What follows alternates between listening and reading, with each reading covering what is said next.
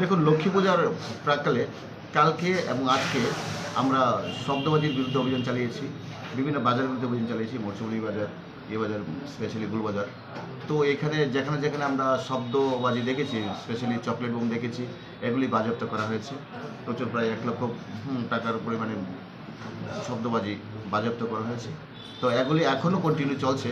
বিভিন্ন সাইডে আমাদের পুলিশ টিম শব্দবাজি বাজেয়াপ্ত করছে, যাতে লক্ষ্মী পূজার সময় যাতে কোনো ধরনের সাউন্ড পলিউশন না হয়, তার জন্য আমাদের ঊর্ধ্বতন কর্তৃপক্ষ থেকে শুরু করে আমরা সবাই তৎপর আছি। তাছাড়া একটা কথা বলতে চাইছি আপনাদের মাধ্যমে, যে জাস্ট দুর্গোৎসব শেষ হয়ে গেল, আমাদের এখানে 130টা পুজো হয়েছে এবং পুজো এবং লাস্টে 4 তারিখ কার্নিভাল গেল। তো এখানে কোনো ধরনের আমাদের জুডিশিয়ালে কোনো ক্রাইম হয়নি, আমাদের কোনো কেস নিতে হয়নি।